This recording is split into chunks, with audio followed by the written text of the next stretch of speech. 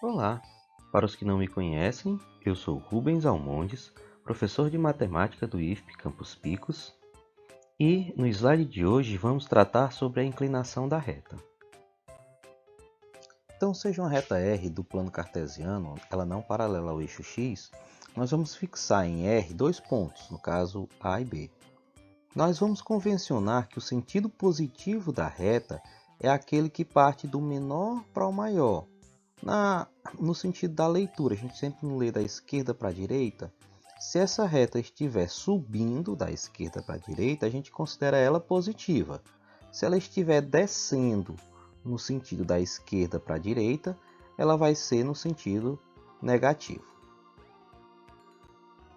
Então, essa reta R, ela estando ou no sentido positivo ou no sentido negativo, nós teremos uma inclinação dessa reta, que eu vou chamar de ângulo alfa aqui. Esse ângulo, ou essa inclinação, ela é feita com relação ao eixo x, ao eixo das abscissas, sempre com relação ao eixo x.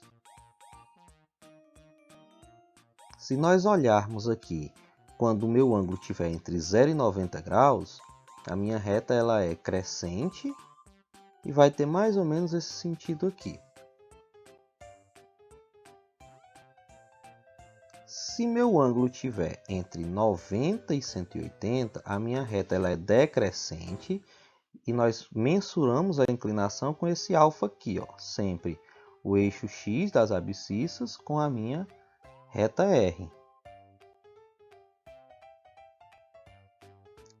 Caso esse ângulo seja igual a zero, isso quer dizer que a reta R ela é paralela ao eixo x, ou seja, elas não se cruzam, não tem inclinação entre as duas, tá?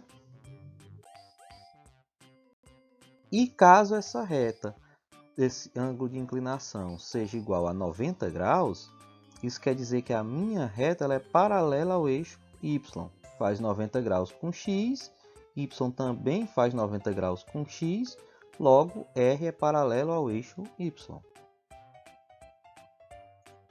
Essa inclinação que a gente acabou de ver com a reta R, ela vai gerar um ângulo alfa, e esse ângulo alfa vai nos dar como informação o coeficiente angular da reta ou declividade, que nada mais é do que a tangente de alfa.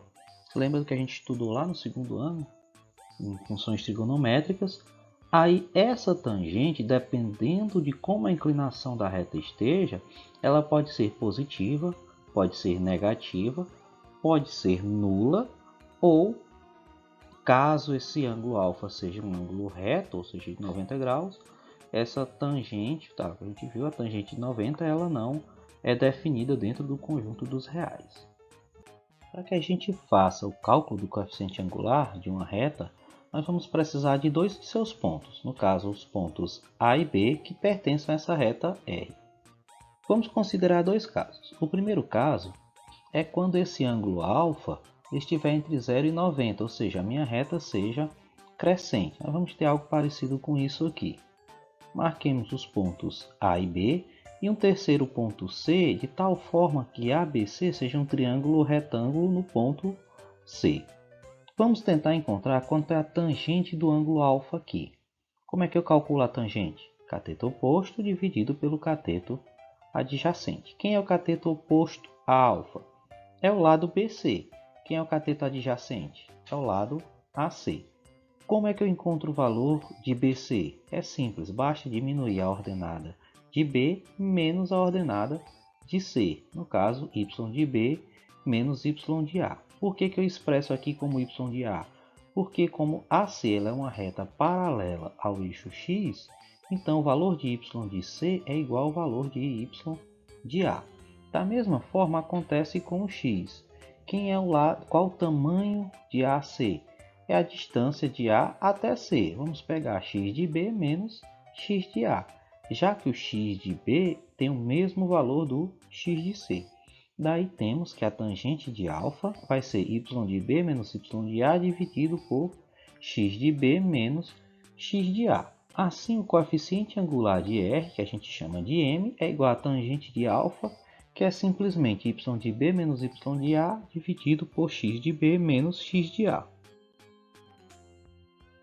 Segundo caso, quando α estiver entre 90 e 180, nós teremos que a nossa reta ela vai ser decrescente. Então a gente vai considerar os mesmos dois pontos, A e B, pertencente a essa reta, um ponto C de tal maneira que forme um triângulo retângulo ABC, em que, obviamente, BC é paralelo ao eixo X e AC paralelo ao eixo Y. O que a gente vai observar é que eu não vou calcular que o alfa não é esse ângulo aqui. O alfa é a inclinação da reta R com o eixo X.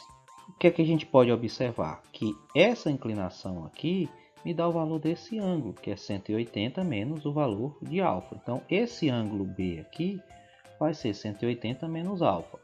Daí temos que a tangente de 180 menos alfa é igual a quem? AC sobre BC.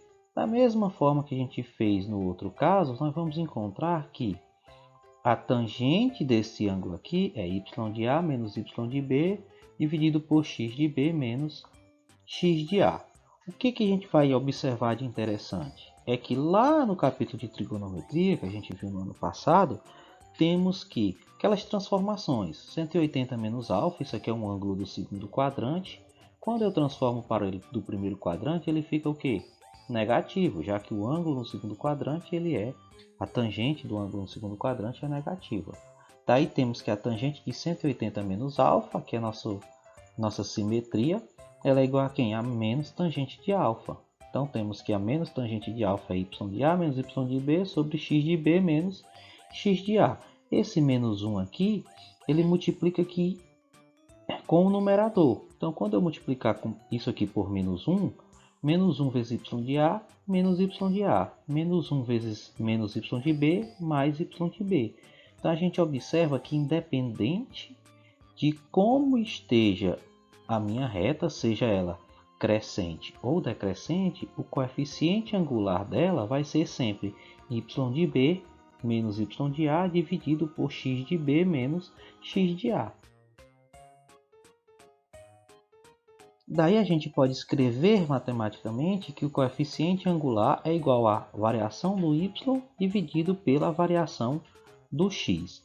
Se for positivo, isso quer dizer que minha reta ela é crescente, ou seja, meu ângulo está no primeiro quadrante, o valor do coeficiente está no primeiro quadrante, o que garante que esse ângulo também esteja no primeiro quadrante, ele é positivo. Caso esse coeficiente angular seja negativo, isso quer dizer o quê? Que a tangente do ângulo é negativa e o ângulo que tem a tangente negativa pertence ao segundo quadrante. Muito obrigado por terem escutado até aqui, agradeço a paciência de vocês. Peço também que resolvam os exercícios do livro e também do material complementar.